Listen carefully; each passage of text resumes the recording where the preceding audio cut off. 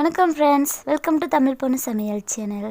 Friends, இன்றைக்கி நம்ம சேனலில் ஒரு சிம்பிளான சைடிஷ் தான் பார்க்க போகிறோம். ஒரு சட்னி ரெசிபி.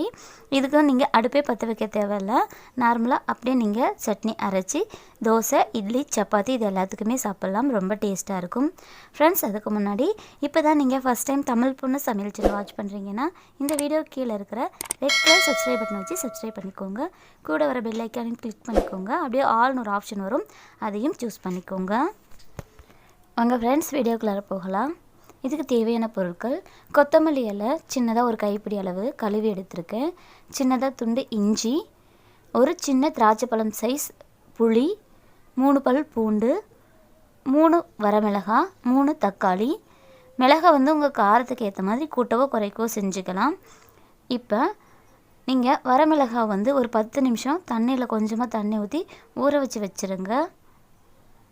இப்போ நம்ம சட்னி அரைச்சிக்கலாம். மிக்ஸி ஜாரில் நம்ம பொடி பொடியாக தக்காளி கட் பண்ணி போட்டுக்கலாம். இந்த மிளகாய் நான் 10 நிமிஷம் தண்ணியில் போட்டு ஊற வச்சு எடுத்துருக்கேன். அதை இதோட ஆட் பண்ணிக்கலாம். 3 பல் பூண்டு சின்ன சின்ன பீசஸாக கட் பண்ணி அதையும் இதோட ஆட் பண்ணிக்கலாம். கொத்தமல்லி தழை அதையும் பொடி பொடியாக நறுக்கி ஆட் பண்ணிக்கலாம். சின்ன துண்டு இஞ்சி அதையும் ஆட் பண்ணிக்கலாம். புளியை தண்ணியில் போட்டு நல்லா அலசிட்டு எடுத்து வச்சுருக்கேன். அதையும் இதோட ஆட் பண்ணிக்கோங்க. இதுக்கு தேவையான அளவு உப்பு போட்டுக்கோங்க. அவ்வளோதான், நம்மளுக்கு தேவையான இன்க்ரீடியன்ஸ் எல்லாமே போட்டாச்சு. இதை மிக்சியில் போட்டு நல்லா அரைச்சி எடுத்துகிட்டு வந்துடலாம். பாருங்கள் ஃப்ரெண்ட்ஸ், நல்லா அரைச்சாச்சு. நம்மளோட சட்னி ரெடி ஆகிடுச்சு. ரொம்ப டேஸ்ட்டாக இருக்கக்கூடிய இந்த சட்னி இட்லி தோசைக்கு நல்லாயிருக்கும். நீங்கள் பஜ்ஜி, போண்டா இந்த மாதிரி ஸ்நாக்ஸ் ஐட்டம் ஏதாவது செஞ்சிங்கன்னா அதுக்கும் இதை சைட் டிஷ்ஷாக சாப்பிட்லாம்.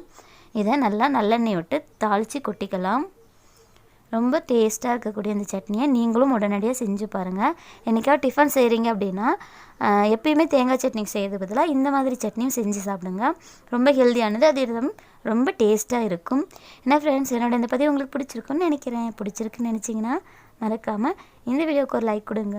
உங்கள் ஃப்ரெண்ட்ஸும் தெரிஞ்சுக்கணும்னு நினச்சிங்கன்னா அவங்களுக்கும் ஷேர் பண்ணிவிடுங்க. தமிழ் பொண்ணு சமையல் சேனலை சப்ஸ்கிரைப் பண்ணி வச்சுக்கோங்க. உங்களோட கருத்துக்களை எனக்கு கமெண்ட் பண்ணுங்கள். Thank you friends. அடுத்த வீடியோவில் மீட் பண்ணலாம். பாய் பாய். ஃப்ரெண்ட்ஸ், 4 டைப்பில் உடனடி சட்னி பச்சையாக எப்படி அரைக்கலாம் அப்படிங்கிறது லிங்க்கு நான் கீழே டிஸ்கிரிப்ஷனில் தரேன், மேலே ஐ பட்லேயும் தரேன். செக் பண்ணி பாருங்கள். அந்த சட்னி 4மே ரொம்ப டேஸ்ட்டாக இருக்கும்.